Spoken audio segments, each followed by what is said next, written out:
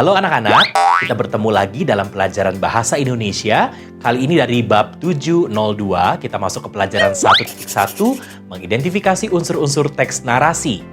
Tujuan pembelajarannya supaya anak-anak dapat mengidentifikasi unsur-unsur dalam teks narasi. Dan mari kita mulai pelajaran kita kali ini. Informasi apa saja yang terdapat dalam teks narasi anak-anak? Unsur-unsur yang terdapat dalam teks narasi yang pertama adalah tema, tokoh, latar, sudut pandang, gaya bahasa, dan juga amanat. Sekarang mari kita simak penjelasan lebih lanjut tentang unsur-unsur cerita narasi. Yang pertama adalah tema, artinya adalah sebuah ide yang menjadi gagasan utama yang menghubungkan semua struktur isi cerita. Contoh tema dapat berupa sebuah cerita tentang masalah kasih sayang, hubungan antar sesama, kekuasaan, cinta, dan lain sebagainya. Baik, berikutnya adalah alur. Alur adalah pengembangan dari sebuah cerita yang berkisar dari hubungan sebab akibat anak-anak. Di dalam alur cerita ini terbagi dalam beberapa bagian. Yang pertama adalah pembukaan. Bagian ini pengarang mulai memperkenalkan tokoh-tokoh yang berada dalam cerita, dilanjutkan dengan adegan-adegan pembuka dan situasi-situasi yang dihadapi para tokoh dalam cerita. Berikutnya adalah peristiwa awal, di mana mulai diungkapkan masalah atau konflik yang dihadapi para tokoh yang berada dalam cerita.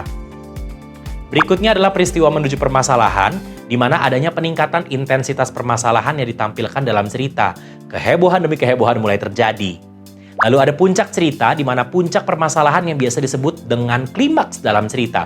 Bagian ini anak-anak biasanya diceritakan dalam adegan yang mendebarkan. Pada bagian ini juga akan diberitahukan apakah masalah yang dihadapi para tokoh berhasil diselesaikan atau tidak. Berikutnya penutup. Bagian ini adalah bagian penyelesaian. Ini adalah akhir cerita, di mana nasib atau kisah para tokoh ditentukan. Tidak semua akhir cerita digambarkan dengan jelas. Terkadang akhir cerita dibiarkan menggantung atau diserahkan kembali kepada imajinasi pembaca. Baik, sekarang kita akan masuk tentang penokohan, yaitu cara penulis atau pengarang menggambarkan karakter para tokoh di dalam cerita.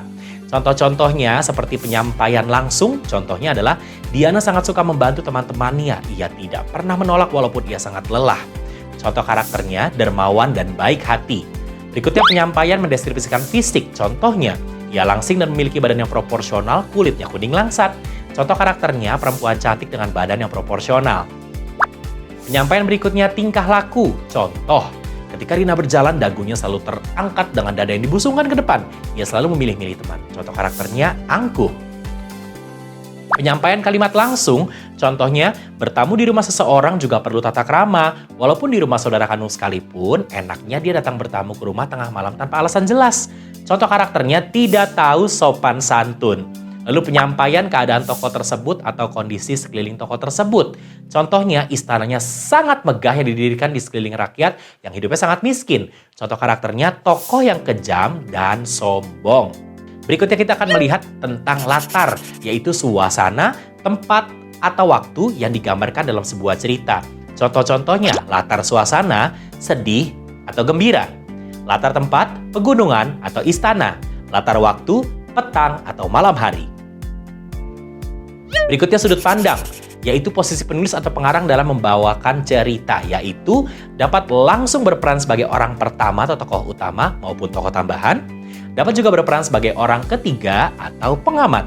Berikutnya ada gaya bahasa anak-anak. Dengan gaya bahasa, penulis atau pengarang dapat menciptakan suasana atau nada tertentu yang dapat memperlihatkan hubungan antar sesama tokoh. Tokoh anak-anak atau dewasa dapat dicerminkan dari kosakata dan struktur kalimat. Lalu ada amanat, yaitu pesan moral yang bermaksud disampaikan oleh penulis atau pengarang kepada pembaca melalui karyanya. Pesan amanat ini terkadang sengaja disembunyikan oleh pengarang. Nah, anak-anak, sekarang kita akan belajar bagaimana mengidentifikasi unsur-unsur teks narasi dalam cerita imajinasi. Cerita imajinasi sendiri artinya adalah cerita yang isinya bersifat hayal atau imajinatif, tidak sesuai dengan fakta. Tokoh, alur, dan latar cerita disajikan cenderung bersifat imajinatif dan tidak dapat diterima secara logika. Cerita imajinasi ini memiliki bentuk yang bermacam-macam seperti cerpen, dongeng, atau novel. Dan ada bermacam-macam jenis cerita dongeng anak-anak. Yang pertama adalah mite, dongeng yang berkaitan dengan mistis atau cerita gaib. Berikutnya legenda, cerita tentang asal-usul sesuatu. Lalu ada fabel, di mana dongeng tentang dunia binatang. Sage, cerita tentang kepahlawanan yang disebut juga dengan istilah etos. Dan begitu banyak kisah imajinatif yang sangat terkenal loh. Kalau dari Nusantara, kita mengenal Malin Kundang, Sang Kuryang, Ratu Laut Selatan, Jaka Tarub, dan juga Tujuh Bidadari. Kalau cerita imajinasi yang mendunia, beberapa judul diantaranya adalah Cinderella, Harry Potter, The Lord of the Ring, The Beauty and the Beast. Nah, manfaat dari membaca cerita imajinatif itu apa saja ya? Yang pertama, kreativitas dan imajinasi dapat terasah, berikutnya menjadi sebuah hiburan, dan mengandung pesan atau amanat yang bermanfaat bagi pembaca. Tema yang biasanya digunakan dalam cerita imajinatif adalah fantasi heroik, sains fantasi, sihir, peri, dan lain sebagainya. Sekarang kita akan melihat contoh-contoh nilai karakter yang dapat dikembangkan ke dalam cerita imajinasi, yaitu yang pertama, peduli. Peka terhadap peristiwa yang terjadi di lingkungan yang dapat menjadi inspirasi bahasa penulisan sebuah cerita imajinasi. Berikutnya, percaya diri. Kita memberanikan diri untuk menuangkan sebuah gagasan ke dalam cerita imajinasi. Tanggung jawab, mampu menelaah dan merevisi teks narasi sesuai dengan kaidah kebahasaan dan struktur teks. Sekarang, mari kita simak bersama-sama cerita imajinasi berikut ini. Timun Mas. Alkisah di sebuah desa di daerah Sulawesi Tengah, hidup seorang janda umur parubaya bernama Ibu Yasmin. Sejak suaminya meninggal, ia hidup sendiri karena tidak memiliki anak. Sebenarnya Ibu Yasmin ingin memiliki anak untuk menemaninya, tetapi ia sadar keinginannya tidak mungkin terjadi kecuali suatu keajaiban. Suatu malam, Ibu Yasmin bermimpi didatangi oleh sesosok raksasa dan berkata, "Pergilah ke hutan, tempat yang biasa kau kunjungi itu untuk mencari kayu bakar. Ambillah bungkusan yang terdapat di bawah pohon besar." Ketika Ibu Yasmin terbangun, ia mengingat mimpinya tersebut. Ia pun tersenyum dan mengatakan kepada dirinya sendiri, apakah ini sebuah mujizat yang ia nanti-nanti? Dengan perasaan ragu dan tidak percaya, ia bergegas pergi ke hutan dan mencari bungkusan tersebut di bawah pohon besar. Ibu Yasmin menemukan bungkusan tersebut seperti yang dikatakan oleh raksasa dalam mimpinya. Tetapi Ibu Yasmin heran, hanya menemukan sebutir biji mentimun. Tiba-tiba sosok raksasa berdiri di hadapan Ibu Yasmin. Betapa terkejutnya Ibu Yasmin bahwa itu adalah raksasa yang hadir dalam mimpinya. "Ampun Tuan Raksasa, jangan menyakitiku, aku masih ingin hidup," mohon Ibu Yasmin dengan muka pucat dan badannya gemetaran. "Jangan takut, aku tidak akan memakanmu. Bukankah kamu menginginkan seorang anak?" tanya raksasa itu. "Benar Tuan Raksasa," jawab Ibu Yasmin dengan gugup dan ketakutan. "Kalau demikian, segera tanam biji timun tersebut. Kelak kamu akan mendapatkan seorang anak perempuan, tetapi ingat, kelak ketika anak itu besar, kamu harus menyerahkan kepadaku sebagai santapan." Karena begitu besar keinginan Ibu Yasmin untuk memiliki seorang anak, ia menjawab, "Baiklah raksasa, aku akan menyerahkan anak itu setelah dewasa nanti." Kemudian raksasa itu menghilang, Ibu Yasmin segera menanam biji itu. 2 bulan kemudian tanaman bertumbuh subur, tetapi hanya berbuah satu dan semakin bertumbuh besar. Bentuk timun ini berbeda dari timun pada umumnya, buahnya lebih besar dan warnanya pun sangat indah, kuning keemasan. Ketika buah timun itu sudah masak, Ibu Yasmin memetiknya. Betapa terkejutnya ia setelah membelahnya, buah timun tersebut yang di dalamnya terdapat seorang bayi perempuan yang mungil dan sangat cantik. Ia sangat bahagia dan memberi nama bayi itu Timun Mas. Saking senang dan bahagia, Ibu Yasmin sudah melupakan janjinya kepada raksasa itu. Timun Mas tumbuh menjadi gadis yang cantik jelita. Ibu Yasmin merawat dan mendidik dengan penuh kasih sayang. Ia sangat bangga karena selain Timun Mas cantik, ia juga mempunyai perilaku yang baik dan mempunyai kecerdasan yang luar biasa. Timun Mas pun sangat sayang kepada ibunya. Suatu malam, Ibu Yasmin bermimpi didatangi kembali oleh raksasa itu dan mengatakan akan mengambil Timun Mas. Sejak saat itu, Ibu Yasmin sangat sedih dan memikirkan betapa jahat raksasa itu untuk menjadikan Timun Mas sebagai santapan. Melihat ibunya selalu duduk termenung dan bersedih, Timun Mas bertanya, "Bu, mengapa akhir-akhir ini ibu suka kelihatan sedih?" Lalu Ibu Yasmin menceritakan semuanya kepada Timun Mas tentang asal-usul Timun Mas yang selama ini dirahasiakan dan juga tentang mimpinya 1 minggu lalu. Sampai pada hari yang dijanjikan raksasa itu, Ibu Yasmin belum bisa mencari cara agar bagaimana bisa menyelamatkan Timun Mas. Hatinya mulai takut dan cemas. Tiba-tiba ia menemukan cara untuk menyuruh Timun Mas berpura-pura sakit. Ketika raksasa itu datang, ia berkata, "Maaf Tuan Raksasa, anak itu sedang sakit, tentu dagingnya tidak enak untuk dimakan. Saya akan menyembuhkan penyakitnya terlebih dahulu. 3 hari lagi Tuan Raksasa boleh datang mengambil anak itu." Raksasa itu pun menghilang.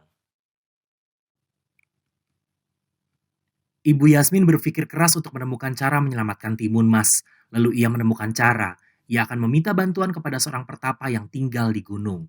Pagi-pagi sekali setelah berpamitan kepada Timun Mas, Ibu Yasmin berangkat pergi ke gunung untuk bertemu dengan seorang kakek yaitu pertapa itu. Ketika Ibu Yasmin sampai, ia menceritakan semua kepada sang kakek pertapa dan memohon bantuan. Sang kakek bersedia membantu. Tak berapa lama pertapa itu mengambil dan memberikan kepada Ibu Yasmin 4 buah bungkusan kecil. Pertapa itu berpesan, berikan kepada Timun Mas keempat bungkusan itu yang masing-masing berisi biji timun, jarum, garam, dan terasi. Pertapa juga berpesan ketika raksasa datang dan mengejar Timun Mas, sebarkan isi bungkusan tersebut satu persatu. Setelah mendengar dari pertapa itu, Ibu Yasmin mengucapkan terima kasih dan pamit. Sampai di rumah, ia menyerahkan bungkusan itu kepada Timun Mas dan memberitahukan apa yang harus dilakukan Timun Mas ketika raksasa itu datang. Baik Bu, jawab Timun Mas. Hati Ibu Yasmin pun agak tenang. Ketika raksasa itu datang dan melihat Timun Mas, ia langsung ingin menangkap Timun Mas. Timun Mas segera lari sekencang-kencangnya lalu raksasa itu mengejarnya. Timun Mas mulai merasa kelelahan dan raksasa itu makin mendekat. Timun Mas lalu mengeluarkan bungkusan pertama lalu menebarkan biji timun. Sungguh ajaib, tiba-tiba di sekelilingnya berubah menjadi ladang timun dan melilit seluruh tubuh raksasa itu. Tetapi dengan cepat raksasa dapat melepaskan diri dan kembali mengejar Timun Mas.